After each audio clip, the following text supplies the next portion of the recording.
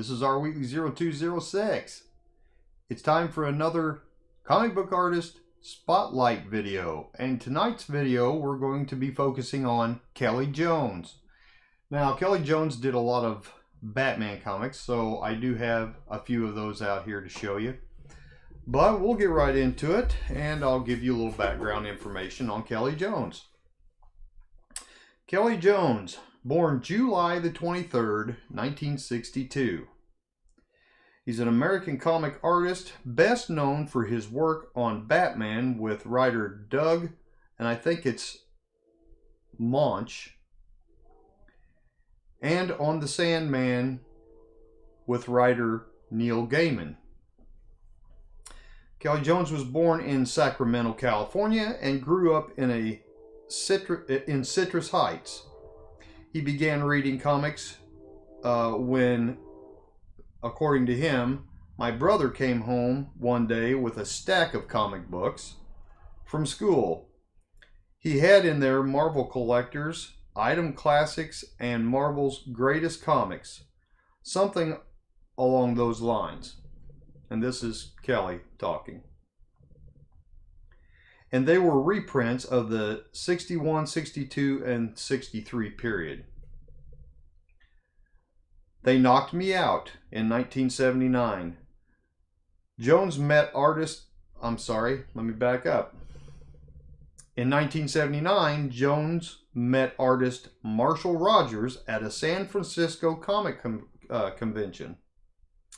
After reviewing Jones's artwork, Rogers praised it and told him, "You will make a great Batman artist someday. If you keep doing this, I can see you doing great Batman." And of course he did. He entered the comic industry as an inker for Marvel Comics, with his first published work appearing in Micronauts number 52. And that was in May of 1983. He penciled issues number 59, August 1984, and when the series was relaunched as Micronauts The New Voyages in October of 1984, he continued penciling the series through most of its 20-issue run. At DC Comics, Jones redesigned Deadman, making the character look thin and skeletal. Deadman's face, formerly drawn to resemble a normal human's head with pale white skin, now looked like a skull. In 1990 and 1991, he drew several issues of Neil Gaiman's The Sandman's series, with contributions to the Dream Country and Season of Mist's story arcs. Let's see what else. Jones and inker John Beatty collaborated with writer Doug Monch on a series of Batman tales, including Batman, Dark Joker, The Wind, and the Vampire Batman trilogy, beginning with Batman and Dracula and Red Rain. Jones drew the covers. Next page. For many of the chapters of the Batman Nightfall crossover, which is, I think, some of the stuff that I may have to show you.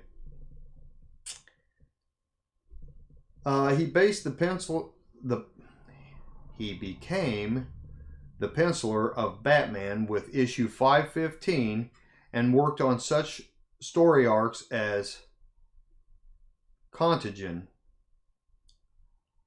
Monarch and Jones co-created the Ogre in Batman 535. I don't think I pulled that one out, but I do think I have it.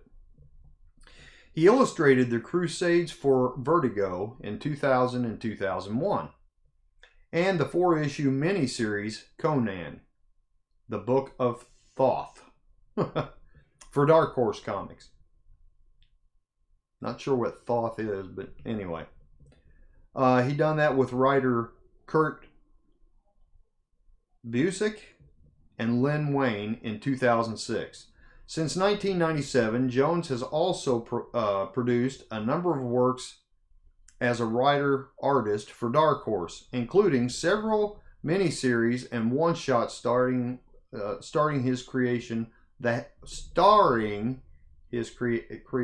Hammer, 1997, from 1997 to 1999. The one-shot Zombie World, Eat Your Heart Out, from 1998, and the 4-issue miniseries The 13 Sons from 2005 and 2006. Oh my goodness, let's see what else. In 2008, Jones returned to Batman, this time in a 12-issue series titled Batman: Gotham After Midnight. Written by Steve Niles in 2009, he illustrated the Batman The Unseen 5-issue series. Reteaming with Monch in 2014, he provided artwork for The Pale Man, part of the Batman Endgame, focusing on a group of serial killers and an Arkham nurse who are forced into telling a story by the Joker. I don't believe I've read that one. Jones drew part of the fourth and final issue of the Frankenstein Alive. I'm not sure if that's a misprint or if it actually is Frankenstein Alive. Limited series for IDW Publishing. The series' original art, Bernie Wrightson, was unable to complete it due to health issues, and then his death.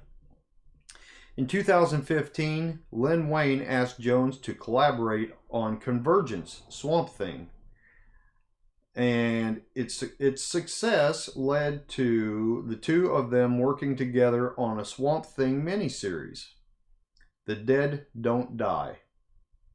That was the name of the miniseries. The series was also a success, and an additional series was commissioned. The project was halted due to Wayne's death. Jones later illustrated Lobo vs. Roadrunner, followed by 2018's Justice League of America Annual. He returned to work on Batman in 2018, illustrating Batman: King of Fears, a 6-part miniseries. So that's an overview of some of his work. And then there's a few awards that he was nominated for, and a couple that he won, it looks like.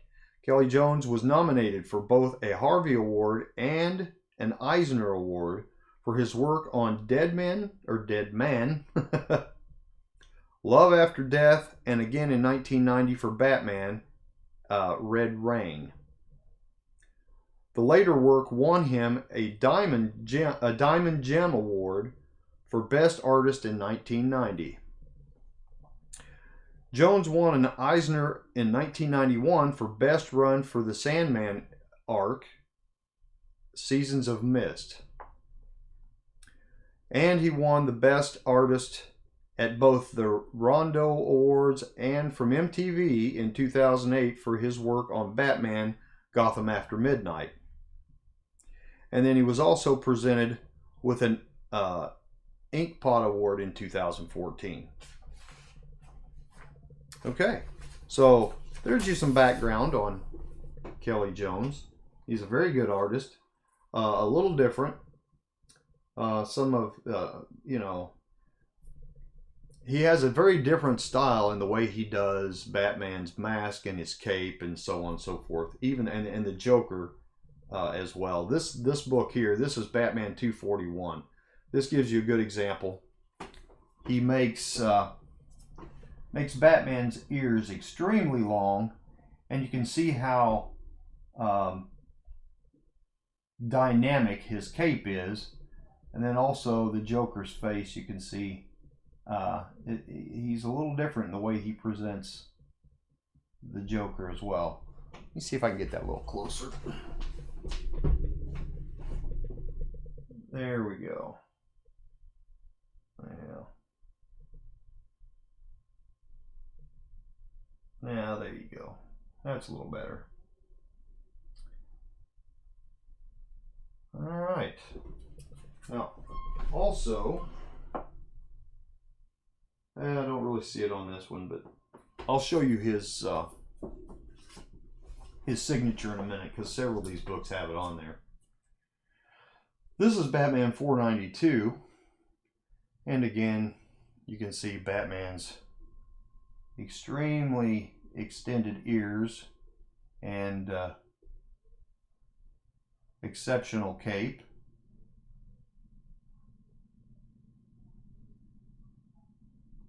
Definitely has a unique style about his art, different from many of the other Batman artists that I've shown you.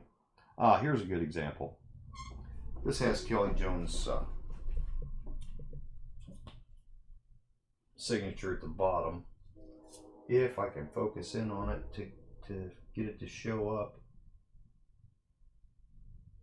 Yeah, you see it right down there in the white area between his cape and my fingers over here. That is Kelley Jones' signature. Okay, and I'll bring the book back here so you can get a good look at that. Scarecrow is a very interesting looking creature in this one. But I just find it interesting how long he makes Batman's ears on these. This one here is Batman 495 with Poison Ivy on the cover. Very neat cover. And again, you can see, if I can get it up here, Kelley Jones' signature down below Poison Ivy.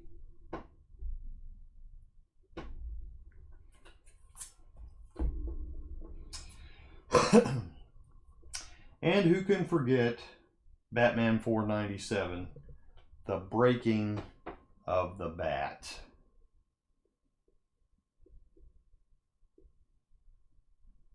Very neat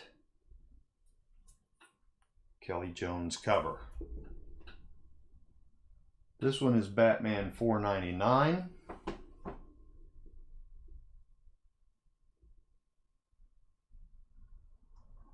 And you can see his signature right there. Let's see if I can get that a little closer for you. If I can keep the glare off of it.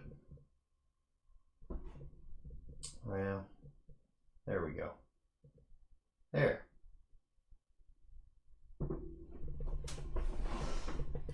My camera's too far away and I have to keep getting up to reach it. Okay, so this one is Batman 504.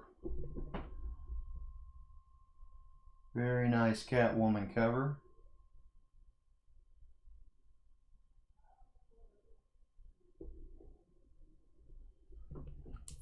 And most of these, as you probably noticed at the top, are part of the Nightfall series. This one isn't, but like this one here is. It's got Nightfall up at the top.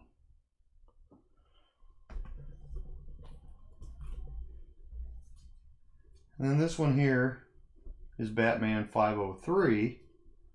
And this is a very nice Catwoman cover as well. And funny, he didn't make the Catwoman's ears very long. But I really like the way he puts the pleats in the cape like that and everything. It looks really cool like that. And in this one, of course, Batman kind of has his head down, but his ears aren't nearly as long in this one.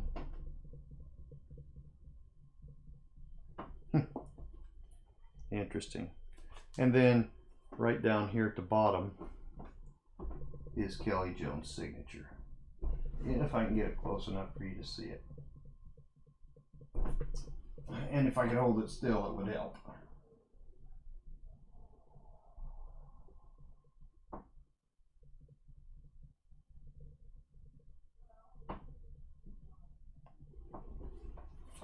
Okay. So I've had my stretching exercises for this evening. So that's my video on Kelley Jones.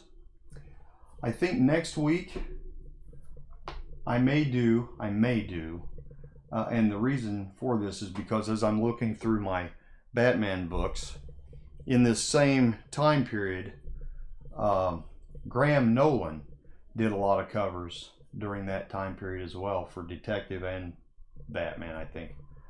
So I may do Graham Nolan next week. If there's somebody you would like me to do, please leave a comment in the comment section below, and I will try to get those worked in before I do other people or whatever. So, but anyway, thank you for watching.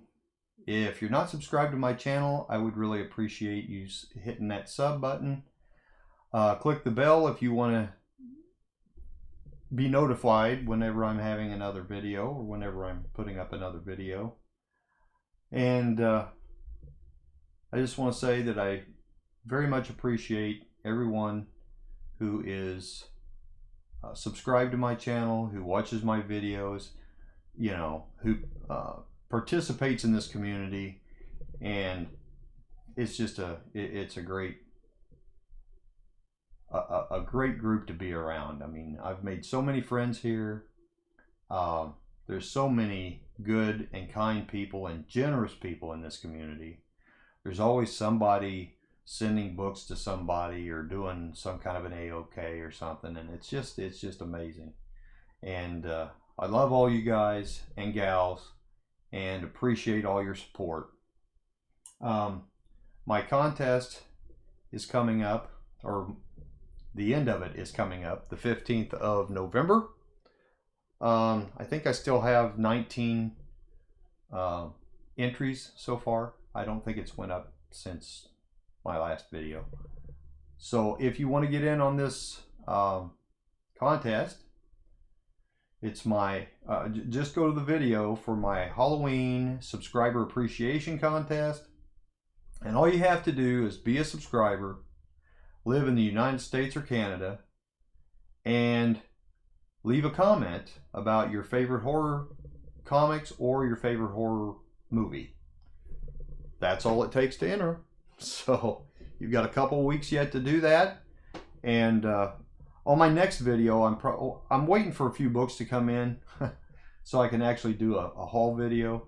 So when those come in, then I'll probably do a haul video, and I will read off all the names of the people who I have in the contest so far.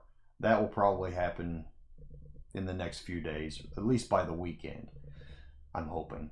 So anyway, on my next video, I will let you know every name that I have that's entered my contest, so that you, so if if I missed you, it's not because I wanted to, it's because I didn't. There are times when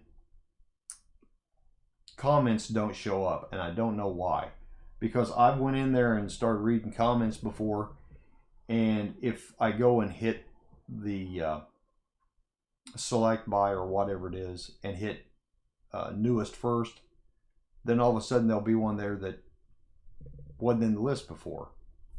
And I've even been going back and checking, to make sure that there's not any held. Normally you have a notification come up if there's one held on your page, but I haven't had any of those, and I went ahead and checked to make sure, in the studio beta or whatever it's called. And I haven't seen where anybody's left any more comments. So anyway, if you want to get in on this contest,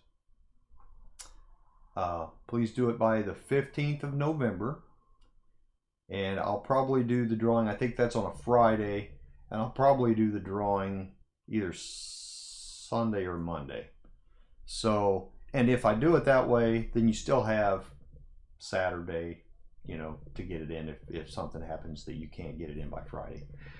So anyway, that's my video for tonight. Hope you enjoyed it. Everybody have a great rest of the week, And we will see you all next video.